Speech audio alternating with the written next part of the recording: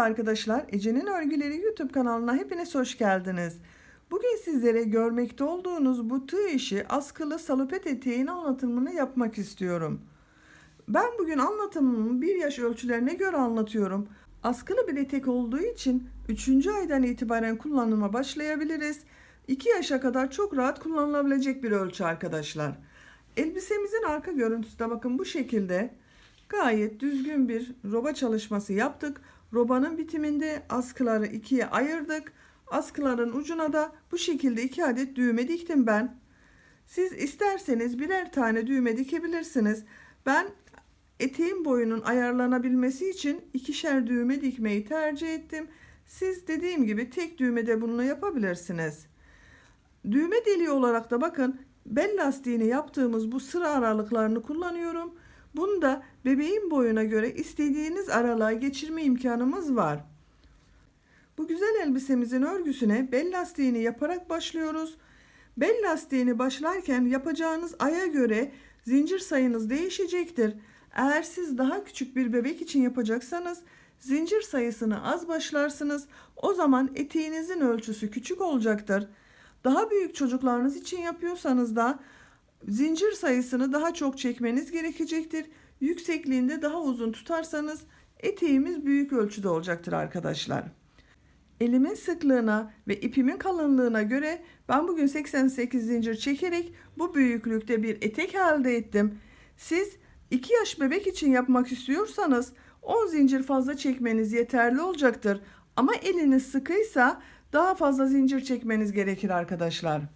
Size bu şekilde ölçülerini de vereyim. Eteğe başlamadan önce fikir edinmiş olursunuz. Bakın bu şekilde ölçtüğümüz zaman 23 santim tam lastiğin bitimi, elastiki bir yapıya sahip eteğin bel lastiği arkadaşlar. Yüksekliğini ölçüyorum. Bakın lastikten bitmiş haliyle 23 santim.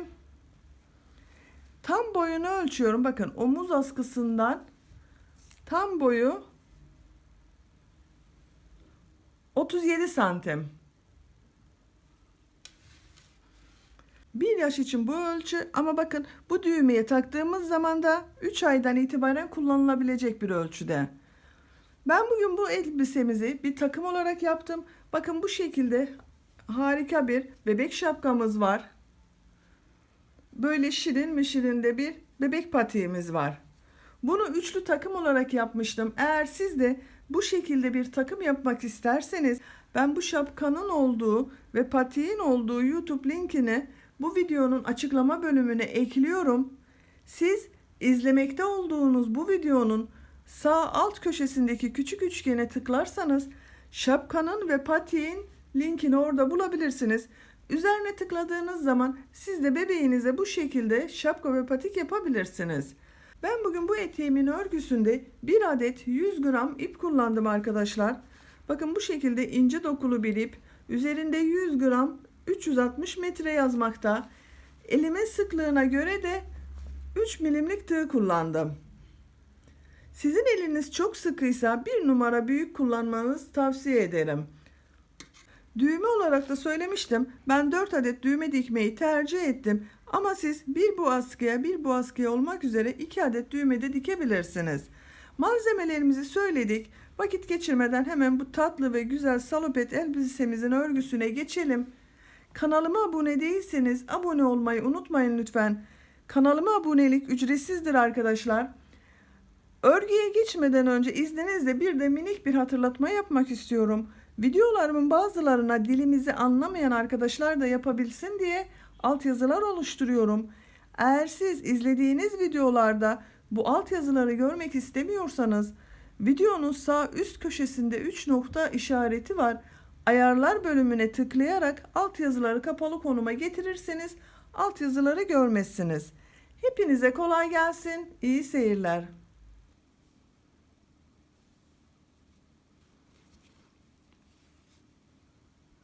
Örgümüze bel lastiği için zincir çekerek başlıyoruz.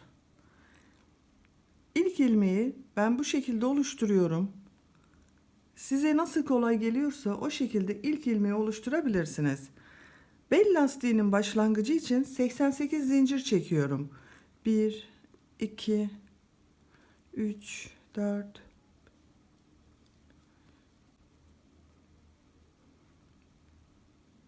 88 zinciri çektim. Bu zincirleri çok sıkı çekmeyelim. Sıkı çektiğimiz zaman üzerine trabzan yapması zor oluyor. Lastik örgüsü olacağı için de biraz daha yumuşak olması iyi olacaktır. Bu 88 zincirin kaç santim olduğunu ölçüyorum.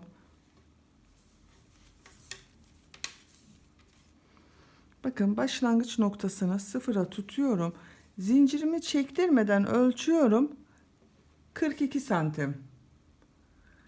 42 santimlik bir zincir elde ettim ben.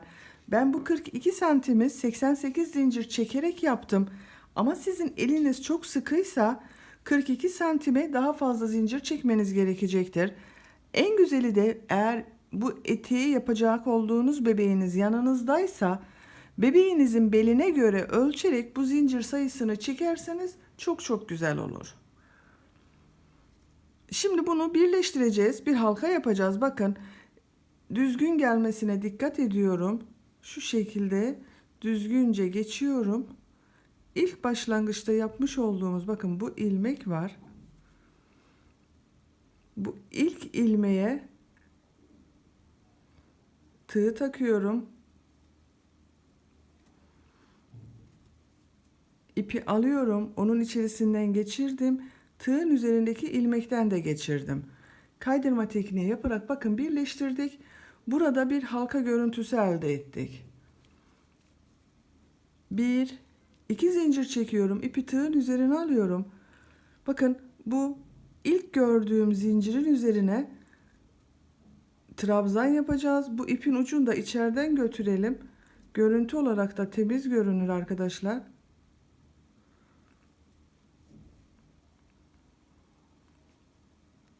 İlk başları biraz yapmak zor oluyor. Takip eden bakın diğer zincirin üzerine de aynı şekilde trabzan yapıyorum. İkili trabzan yapıyorum. Bir defa doluyorum, 2 defa da çıkarıyorum.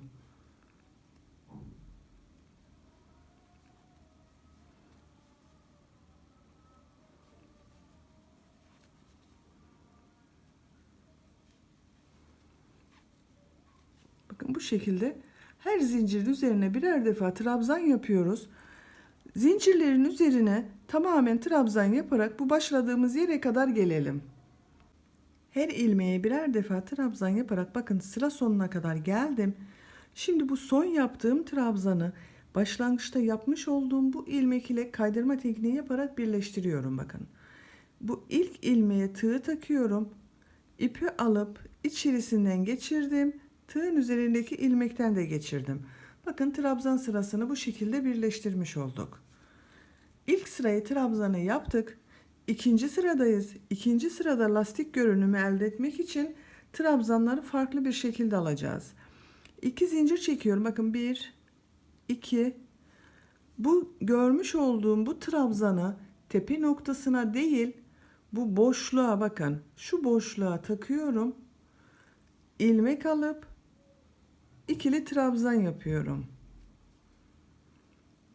İpi tığın üzerine alıyorum. Takip eden bu ikinci trabzanı ters taraftan bakın şu şekilde ters taraftan boşluktan alarak trabzan yapıyorum. Bir diğerini benden taraftan boşluktan alıp trabzan yapıyorum. Takip edeni ters taraftan boşluktan alarak trabzan yapıyorum. Bir içten bir dıştan boşluklardan alıyoruz ama. Bakın bu şekilde batmıyoruz. Trabzanları boşluktan alarak trabzan yapıyoruz.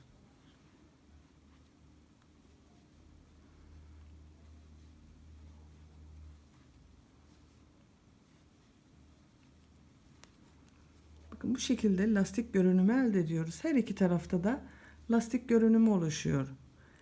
Bu trabzanları bir içten bir dıştan boşluklardan alarak sıra sonuna kadar devam edelim.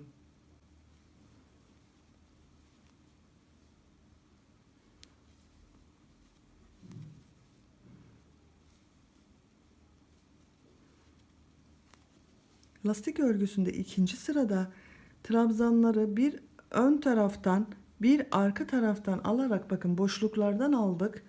Sıra sonuna geldim. Yine bu son trabzanı başlangıçta yapmış olduğumuz trabzan ile birleştireceğiz. Bakın bu iki zincir çekerek başladığımız trabzan da ters taraftan görünen trabzan oluyor. Bu ilk ilmeğe tığ takıyorum. Kaydırma tekniği yaparak sırayı birleştiriyorum. Bakın burayı birleştirmiş olduk. 1 2 zincir çekiyorum. Lastik örgüsünde 3. sıradayız.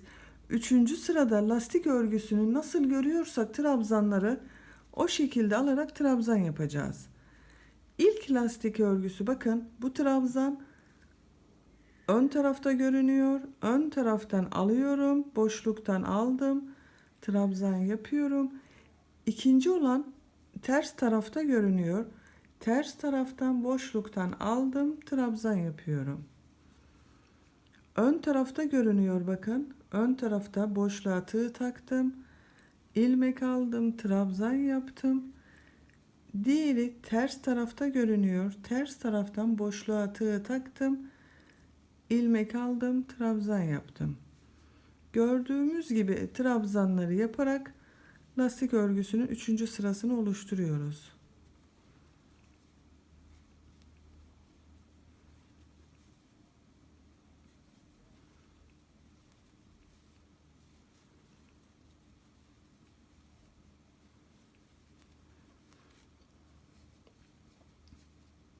Lastik örgümüz artık bu şekilde devam edecek arkadaşlar.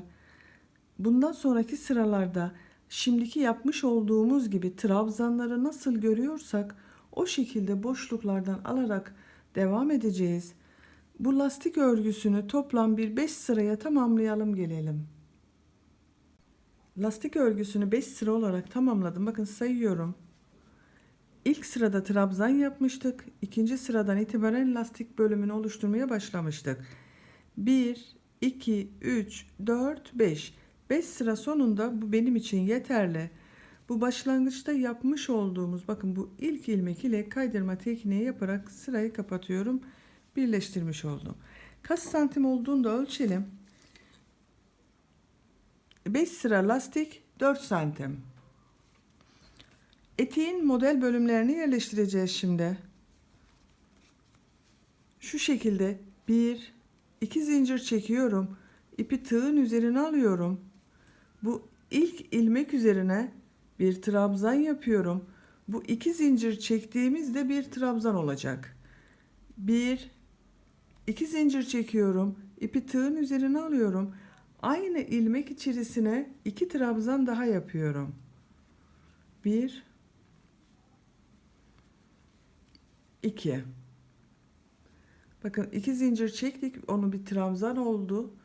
Yanına bir trabzan yaptık. 2 trabzan, 2 zincir, 2 trabzan yaptık. İpi tığın üzerine alıyorum. Arada bir ilmek atlıyorum. İkinci ilmek üzerine bir trabzan yapıyorum. İpi tığın üzerine alıyorum. Bir ilmek atlıyorum. İkinci ilmek üzerine 2 trabzan, 2 zincir, 2 trabzan yapıyorum. 1 2 trabzanı yaptım. 1 2 zincir. Aynı ilmek içerisine 2 trabzan daha yapıyorum.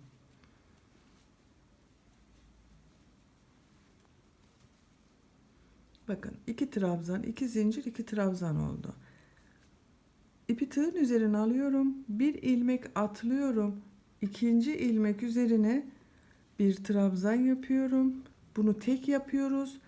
Tekrar ipi tığın üzerine alıyorum.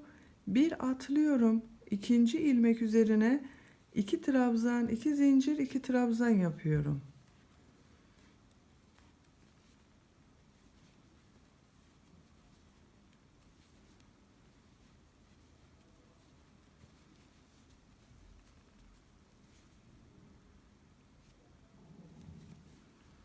İpi tığın üzerine alıyorum. Bir atlıyorum. Tek trabzan yapıyorum.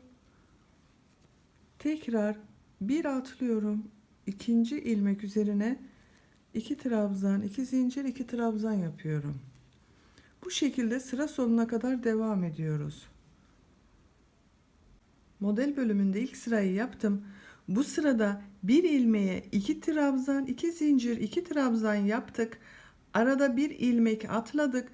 İkinci ilmeğe bir trabzan yaptık. Tekrar bir ilmek atladık. Takip eden ilmek üzerine 2 trabzan, 2 zincir, 2 trabzan yaptık. Bir ilmek atladık, bir trabzan yaptık. Bu şekilde ilk sıra modellerimizi yerleştirdik. Bakın başlangıcı 2 trabzan, 2 zincir, 2 trabzan olarak yapmıştık. Bitiminde de tek trabzan olması gerekiyor. Modelin birbirinin devam etmesi için bu son yaptığımızın tek trabzan olması gerekiyor. Bunu başlangıçta bulunan bu ilmek ile kaydırma tekniği yaparak bakın kapatıyorum. Bu 2 zincir çektiğimiz yerin son ilmeğine tığı takıyorum. İpi alıp içerisinden geçirdim. Kaydırma tekniği yaparak bakın burayı kapadık. Bir sırada kaç model yerleştirdiğimde sayayım. 2, 4, 6, 8, 10, 12, 14, 16, 18, 20, 22 model var bir sırada arkadaşlar. Model bölümünde ikinci sıradayız. İkinci sırada tekrar modellerimizi aynı yapacağız. Bu tek trabzanları 3 trabzan olarak yapacağız. Kaydırma tekniğiyle bakın bu zaten ilk ilmek üzerine gelmiştik. Bu boşluğa tığ takıyorum. İp alıp çekiyorum. Kaydırma tekniği yaparak bakın boşluktayım. 1, 2 zincir çekiyorum. İpi tığın üzerine alıyorum. Bu boşluk içerisine bir trabzan yapıyorum. 2 trabzan oldu. Bu 2 zincirde bir trabzan oluyordu. 1, 2 zincir çekiyorum. İpi tığın üzerine alıyorum. Aynı boşluk içerisine 2 trabzan yapıyorum. 1, 2. 2 trabzan, 2 zincir, 2 trabzan oluşturduk. İpi tığın üzerine alıyorum. Bakın burada bulunan bu tek trabzan vardı. Bununla bu iki trabzan arasındaki boşluğa bir trabzan yapıyorum. Tek trabzanın üzerine bir trabzan yapıyorum. Hemen takip eden bu boşluğa bir trabzan yapıyorum. Burada 3 trabzan oluşturduk. Tek trabzanın çevresinde bulunan boşluklara trabzan yaptık. Bir de tek trabzanın üzerine trabzan yaptık. 3 trabzan oldu. İpi tığın üzerine alıyorum. Takip eden bakın modelin içerisine geçiyorum. 2 trabzan, 2 zincir, 2 trabzan yapıyorum.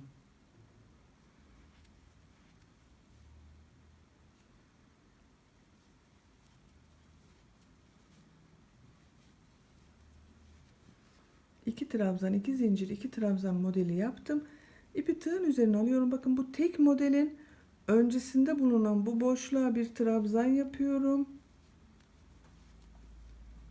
Tek trabzanın tepe noktasına bir trabzan yapıyorum. Takip eden bu boşluğa bakın hemen bu tek trabzanın yanında bulunan boşluğa bir trabzan yapıyorum. 3 trabzanı yaptım. İpi tığın üzerine alıyorum. Diğer modele geçiyorum. Diğer model ortasında bulunan bu 2 zincirlik boşluğa 2 trabzan, 2 zincir, 2 trabzan yapıyorum.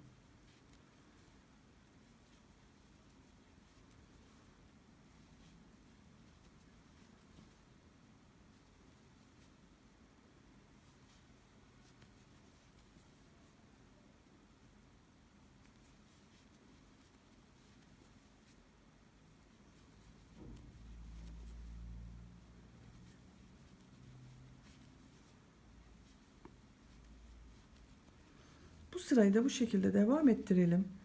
Bu 2 trabzan, 2 zincirlerin ortasında bulunan bu 2 zincirlik boşluklara yine aynı şekilde 2 trabzan, 2 zincir, 2 trabzan yapacağız. Bu bir alt sırada tek trabzan yapmıştık. Bunun öncesinde bulunan boşluğa ve sonrasında bulunan boşluğa da bir trabzan yapıyoruz. Tepe noktasına da bir trabzan yapıyoruz. 3 trabzan oluşuyor bakın burada. Bu şekilde devam ederek sıra sonuna kadar gidelim. Model bölümünde ikinci sıranın sonuna geldim. İkinci sıranın sonunda 3 trabzan ile bitirdim. Bir alt sırada yapmış olduğum bu tek trabzanın önde bulunan boşluğa bir trabzan yaptım. Tepe noktasına bir trabzan yaptım. Boşluğa bir trabzan yaptım. Bu sıraya başlarken bakın 2 trabzan, 2 zincir, 2 trabzan ile başlamıştık. Bitişte de sıra birbirini takip edecek şekilde 3 trabzan ile bitirdim. Bunu kaydırma tekniği yaparak ilk başta yapmış olduğumuz bakın bu 2 zincirin olduğu trabzan ile kaydırma tekniği yaparak birleştiriyorum. Sırayı birleştirdik. Şimdi bu bakın boşluğa geçiyorum. Kaydırma tekniği yapıyorum. Boşluk içerisindeyim. 1 2 zincir çekiyorum. Aynı 2 zincirin üzerine bir trabzan yapıyorum. Modelde 3. sıradayız. 1 2 zincir çekiyorum. Bakın bu 2 zincirlik boşluğa 2 trabzan daha yapıyorum. 1 2. Bu 2 trabzan, 2 zincir, 2 trabzan olarak modellerimiz devam edecek. Bu 3 trabzan yapmıştık bir alt sırada. Bunların tepe noktalarına bir trabzan yapıyorum. Her trabzanın üzerine birer defa trabzan yapıyoruz. Bakın 3 trabzanı yaptım. İpi tığın üzerine alıyorum. Diğer modelin ortasında bulunan 2 zincirlik boşluğa 2 trabzan, 2 zincir, 2 trabzan yapıyorum.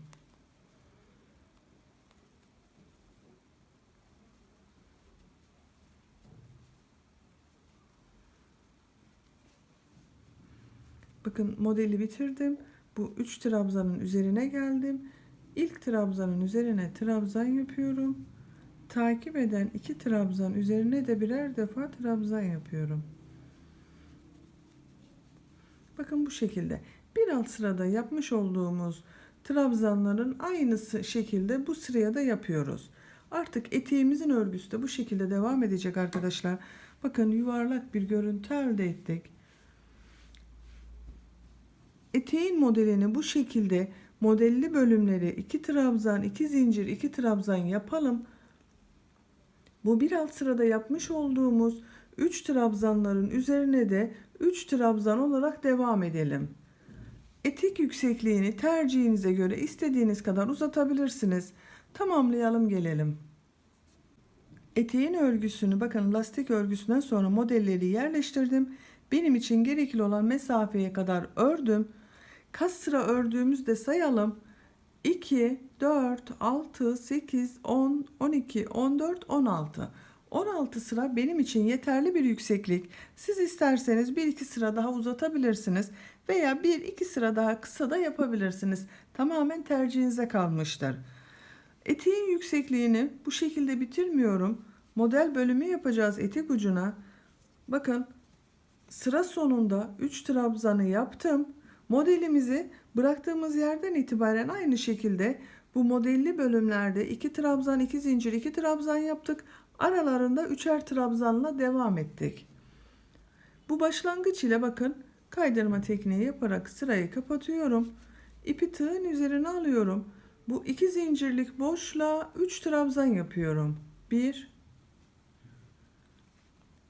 2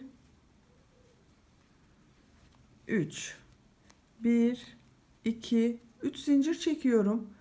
Bakın bu çekmiş olduğum zinciri bu son trabzanın yandan alarak bakın şu şekilde yandan batıyorum. Buraya tutturuyorum. İpi tığın üzerine alıyorum. Bu 2 zincirlik boşluğa 3 trabzan daha yapıyorum. 1 2 3 bir ilmek atlıyorum. İkinci ilmeğe bunu tutturuyorum. İpi tığın üzerine alıyorum. Bir ilmek atlıyorum. İkinci ilmek üzerine 3 trabzan yapıyorum. 1 2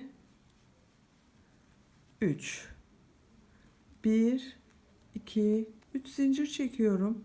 Bakın bu son yapmış olduğum trabzanı yandan şu şekilde tığ takıyorum. İlmek alıp bu şekilde bir çıtı pıtı bir görüntü elde ediyorum bakın. İpi tığın üzerine alıyorum. Aynı ilmek içerisine 3 trabzan daha yapıyorum. 1 2 3 bir ilmek atlıyorum. İkinci ilmek üzerine sık iğne olarak bunu tutturuyorum. Bakın bu şekilde Bakın ucu çıtı pıtı görüntülü bir model elde ediyoruz. İpi tığın üzerine alıyorum. Bakın bir ilmek atlıyorum. 2 zincirlik boşluğa 3 trabzan yapıyorum. 1 2 3 1 2 3 zincir çekiyorum. Bakın bu son yapmış olduğum trabzanın bu tepe noktasında bulunan, bakın boş, buraya değil, bu tepe noktasında bulunan buraya tığ takıyorum. Şu şekilde çıkarıyorum. 3 trabzan daha yapıyorum. 1 2 3. Aralarda bakın birer ilmek atlıyorum. Bu ilmeği atlıyorum. İkinci ilmeğe sık iğne tutturdum. Bir atlıyorum. İkinci ilmeği, bakın ikinci trabzan üzerine modelimi yapıyorum. 3 trabzan yapıyoruz. 3 zincir çekiyoruz. Son yaptığımız trabzanın tepe noktasına tutturuyoruz. 1 2 3 zincir çekiyorum. Tepe noktasına tutturuyorum. 3 trabzan,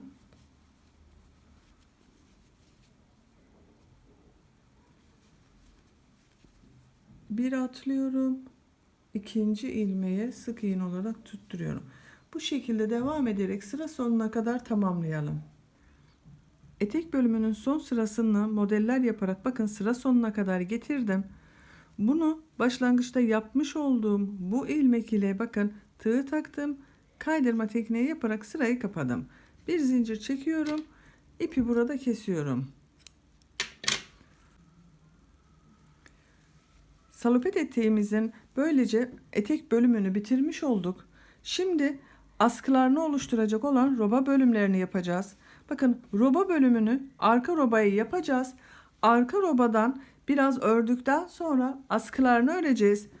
Düğmelerini diktiğimiz zaman bakın burada yapmış olduğumuz bu lastik örgülerine geçirerek askılı bir etek görünümü vereceğiz. Şimdi etek bölümünün arkasını çeviriyorum. Bakın başlangıçta yapmış olduğumuz yer, bakın burası. Buraya bir işaret takıyorum. Orta noktası. Eteğin arka ortasına işaretimizi taktık. Arka robaya başlamak için bize ilmekler gerekiyor. Şöyle hesaplayalım bakın. Şu lastik görünümü benden taraftan olanlardan 13 tane gerekiyor. Bu ortada olursa 6 bu tarafa sayalım. 2, 4, 6. Buraya bir işaret takıyorum. Bakın lastik örgülerini sayıyorum. Benden taraftan görünen 1, 2, 3, 4, 5, 6, 7, 8, 9, 10, 11, 12, 13. 13.'ye de diğer işaretimi takıyorum. Bu iki nokta arasına sık iğne çalışması yapacağız. İpimi elime alıyorum. Bu ilk işareti taktığım bu ilmeğe bir bağlantı yapıyorum. Bir zincir çektim, sağlamlaştırdım. Aynı ilmek içerisine sık iğne olarak batıyorum. Takip eden ilmeğe geçiyorum. Sık iğne yapıyorum. Bu şekilde her ilmeğe birer defa sık iğne yapıyoruz. Atlama yapmıyorum. İpin ucunu da içeriden götürüyorum temiz bir görüntüsü olsun diye.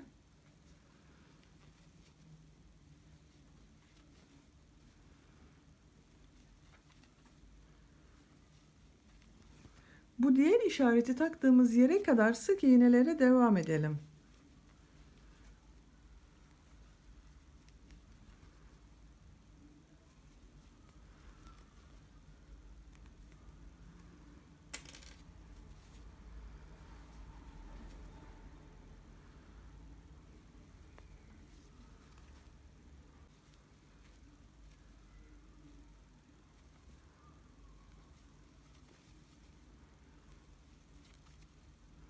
Bakın işaret taktığım yere geldim. Buraya da bir sık iğne yapıyorum. Bu iki işaretli yere sık iğneleri tamamladım. Sayıyorum kaç tane sık iğne yaptığımı. 2, 4, 6, 8, 10, 12, 14, 16, 18, 20, 22, 24. 24 sık iğne ile arka robanın örgüsüne başladık. Bir zincir çekiyorum. Örgüyü çeviriyorum. İlk ilmek üzerine sık iğne yapıyorum. Takip edenlere de birer defa sık iğne yapıyorum.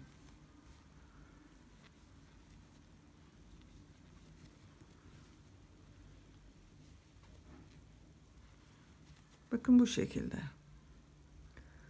Sıra sonuna kadar devam edelim. İkinci sıra sık iğneyi de bakın sıra sonuna kadar geldim. Bir zincir çekiyorum, örgüyü çeviriyorum. Bakın ilk ilmek üzerine sık iğne yapıyorum ve takip edenlere sık iğne olarak devam ediyorum.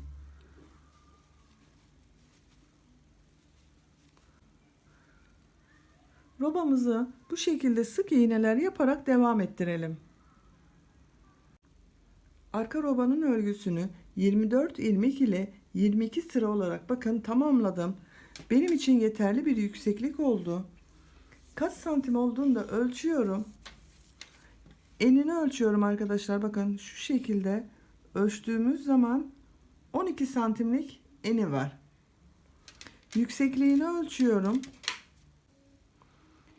Yüksekliği 10 santim, bakın lastikten itibaren 10 santimlik yükseklik yaptık. Arka robayı burada ikiye ayıracağız. İki askıyı ayrı ayrı öreceğiz. 24 ilmek vardı. Askının birisi için 12 ilmek ayırıyorum. 12 ilmek de diğer askı için olacak. Bir zincir çekiyorum. İlk ilmek üzerine sık iğne yapıyorum. Takip eden ilmekler üzerine de 12 defa sık iğne yapıyorum. Bakın 1, 2, 3, 4, 5, 6, 7, 8, 9, 10, 11, 12. 12 ilmeği sık iğne yaptım. Askının birisinin zeminini oluşturdum. Bir zincir çekiyorum, örgüyü çeviriyorum. Askının bu iç taraflarından kesme işlemi yapacağız. Onun için bu ilk ilmeğe batmıyorum, bunu atlıyorum. İkinci ilmek üzerine sık iğne yapıyorum. 1, 2, 3, 4, 5, 6, 7, 8, 9, 10, 11. Bakın bu sırada 11 ilmek ile sık iğne yaptık. Bir zincir çekiyorum. Bu taraftan kol tarafı olacak arkadaşlar burası. Buradan kesme işlemi yapmıyorum. İlk ilmek üzerine sık iğne yapıyorum. Takip edenleri sıra sonuna kadar 11 ilmek var zaten. Hepsine birer defa sık iğne yapıyoruz.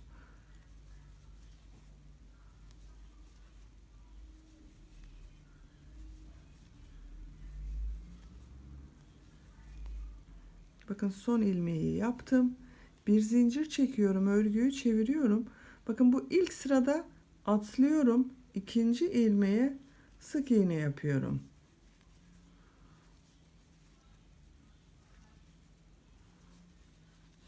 Bakın buralarda kesme yapıyoruz. Kesmeyi gidiş dönüşte kesmiyoruz. Sadece iç taraftan giderken kesme yaparak devam edelim. Toplam 7 ilmek kalasıya kadar kesmelere devam edelim arkadaşlar. 12 ilmek ile başladığımız askının örgüsünü bakın her sırada birer defa keserek 4 sıra kestim. Şu anda 2, 4, 6, 8 ilmek var. Bir kesme daha yapacağız. Son kesmeyi sizinle birlikte yapmak istedim. Bakın bu ilk ilmeği atlıyorum. Sadece düz bu tarafa giderken kesiyoruz arkadaşlar. İkinci ilmeğe sık iğne yapıyorum.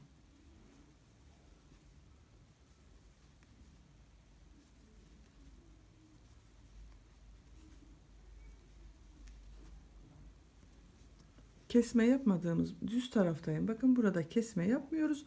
Bir zincir çekiyorum, örgüyü çeviriyorum. İlk ilmek üzerine sık iğne yapıyorum. Takip edenlerde sık iğne yapıyorum. Sayalım. 1, 2, 3, 4, 5, 6 ve 7. Bakın 7 ilmek kaldı. Artık askının örgüsünü bu şekilde devam ettireceğiz. Bir zincir çekiyorum, örgüyü çeviriyorum. Kesme yapmayacağımız için bu ilk ilmeğe sık iğne yapıyorum. 1 2 3 4 5 6 7. Artık askının örgüsü bu 7 ilmek ile devam edecek. Şimdi diğer askıyı da başlayalım. Her iki askının örgüsünü birlikte yaparız. Diğer askı içinde bakın, bu askıyı başladığımızda hemen buradan ilk ilmekten ipin ucunu bağlıyorum. Şu şekilde bir ilmek oluşturuyorum, sağlamlaştırdım. Aynı ilmeğe bir sık iğne yapıyorum. 1 2 3 4 5 6 7 8 9 10 11. Şu ipimizi keselim.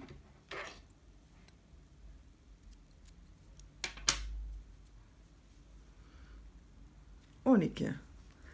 Diğer askımızda 12 ilmek ile başlamıştık. Bunda 12 ilmek ile başladık. Bir zincir çekiyorum. Bu 12 ilmeğin üzerine birer defa sık iğne yapıyorum. Bakın, bu taraftan kesme yapmıyoruz. Diğer tarafta kesme yapacağız. Takip edenlerin hepsine sık iğne yapıyorum.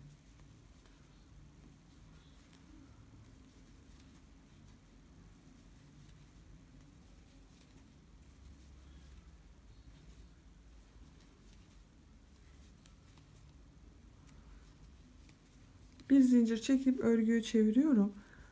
Bu ilk ilmeğe yine sık iğne yapmıyorum. İkinci ilmeğe sık iğne yapıyorum ve devam ediyorum. Kesmeyi yaptık. Bakın, bir ilmek atladık. Şu anda kaç ilmek yapıyoruz? 1 2 3 4 5 6 7 8 9 10 11. Bakın, 12 olan ilmek sayımız, bir kesme yaptık, 11 oldu. Bir zincir çekip geriye dönüyorum. Sıra sonuna kadar bütün ilmeklere birer defa sık iğne yapıyorum.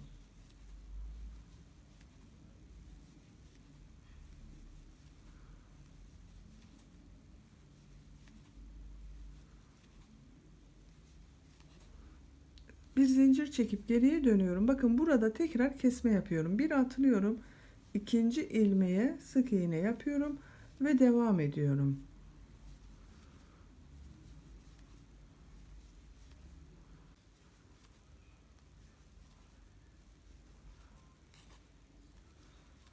Sıra sonunda yine bir zincir çekiyorum, örgüyü çeviriyorum.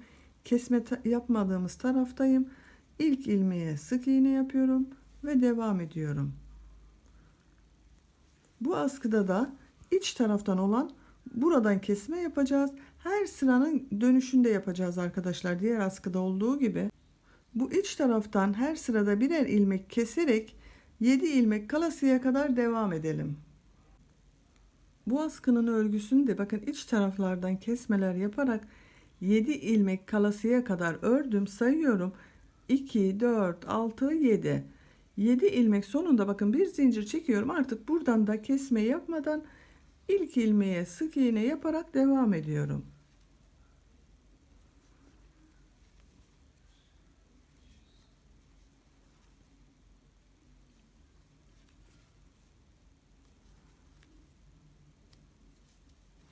Bakın, 7 ilmek. Her iki askının ilmek sayısı 7 şu anda. Bu 7 ilmek ile askının uzunluğunu tercihinize ve bebeğinizin boyuna göre tamamlayalım gelelim. Askılı eteğimizin arka robasına yapmış olduğumuz askıların her ikisinde ben eşit uzunlukta ördüm.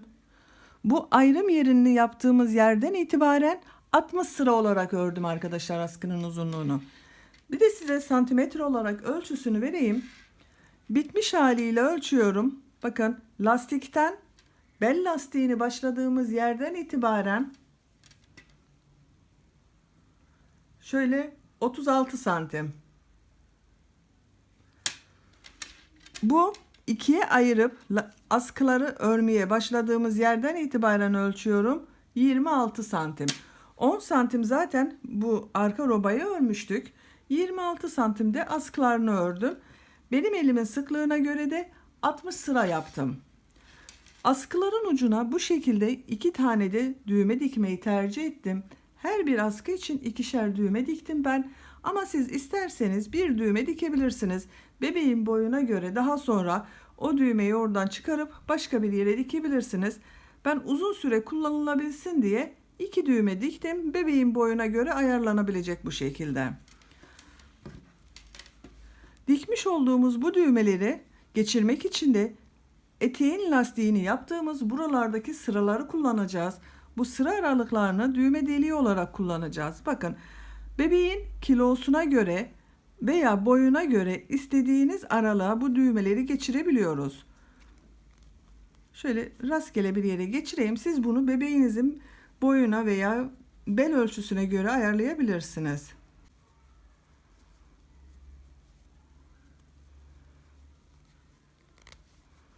Bakın bu şekilde her iki düğmeyi geçirdik. Böylece bitirmiş olduk. Bakın arka robanın görüntüsü de böyle şekilde arkadaşlar.